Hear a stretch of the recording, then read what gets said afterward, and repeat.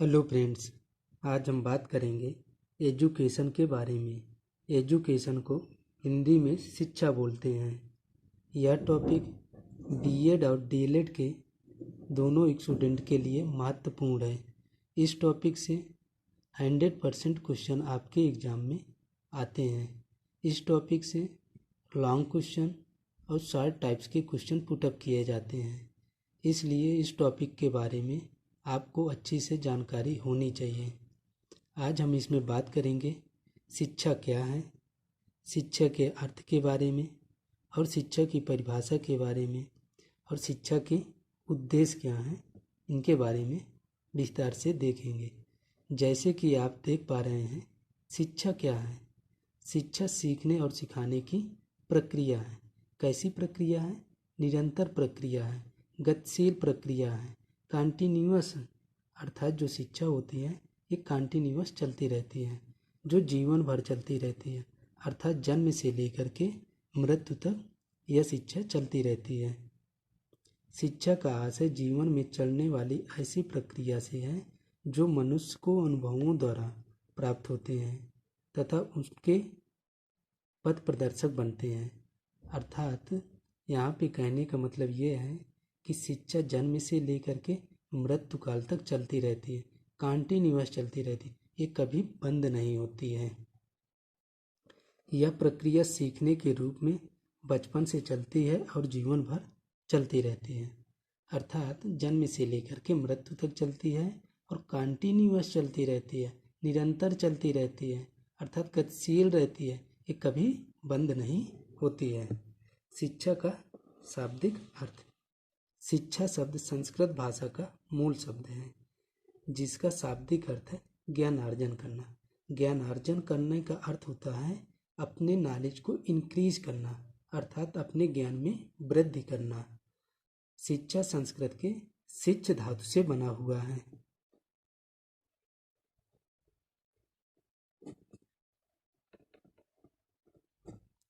इस प्रकार से हम कह सकते हैं कि शिक्षा ज्ञान अर्जन करने की एक सतत प्रक्रिया है, अर्थात कंटिन्यूअस या गतिशील या निरंतर, इसके कई नाम से जाने जाते हैं। शिक्षा को अंग्रेजी में एजुकेशन कहते हैं। एजुकेशन शब्द लैटिन भाषा के एडुकेटम से बना हुआ है। एडुकेटम के भी दो पार्ट में डिवाइड किए गए हैं, जैसे देख पा रहे हैं। ई मीन्स अंदर से, ड्यूको मीन्स बाहर निकालना या आगे बढ़ना, अर्थात बालक में उपस्थित आंतरिक गुणों तथा शक्तियों का बाहर निकालना या उनका विकास करना। अर्थात बालक को अंदर से, क्या अंदर से, बालक में बहुत सारी प्रतिभाएं होती हैं, उन प्रतिभाओं को बालक को जानकारी नहीं होती है। यहाँ पर अध्यापक बालक की उन प्रतिभाओं को पहचान करके बालक को परिचित कराता है, जिससे वह अपनी प्रतिभाओं का अच्छे से प्रदर्शन कर सके। जैसे आप लोगों को एजुकेशन के बारे में मालूम है, अर्थात शिक्षा के बारे में आपको मालूम है। यदि बोल दिया जाए क्लास में, आके सामने खड़े होकर के बताइए, बट आप वहाँ पर एजुकेशन के बारे में नहीं बोल पाएंगे। क्यों? क्योंकि आपके अंदर वो प्रतिभा है, लेकिन उसका आप प्रदर्शन नहीं कर पा रहे हैं। तो यहाँ पर शिक्षक का, अध्यापक का कार्य यही होता है कि बालक की प्रतिभाओं को पहचान करके उनकी प्रतिभाओं से परिचित कराएं, जिससे वह अपनी प्रतिभाओं का अच्छे से प्रदर्शन कर सकें। अब हम बात करते हैं नेक्स्ट, शिक्षा का संकुचित अर्थ।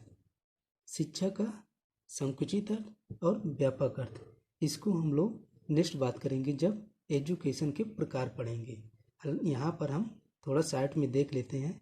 एजुकेशन का संकुचित अर्थ होता है जब बालक को विद्यालयी शिक्षा प्रदान की जाती है, अर्थात कॉलेज में, यूनिवर्सिटी में जो शिक्षा प्रदान की जाती है उसको संकुचित शिक्षा कहते हैं। क्यों? क्योंकि यह पूर्व निर्धारित होती है। इसमें सिलेबस, अध्यापक, समय, विद्यालय, ये सभी कुछ पूर्व निर्धारित होता है, इसलिए हम लोग इसको संकुचित शिक्षा बोलते हैं। व्यापक शिक्षा वह शिक्षा होती है जब हम जन्म से लेकर के मृत्यु तक जो भी सीखते हैं, जैसे अपने परिवार में, अपने आस पड़ोस में, अपने समाज से, अपने वातावरण से, अपने पशु पक्षियों से जो भी सीखते हैं वो इनफॉर्मल एजुकेशन होती है, अनौपचारिक शिक्षा होती है। अर्थात इसको हम लोग व्यापक शिक्षा बोलते हैं।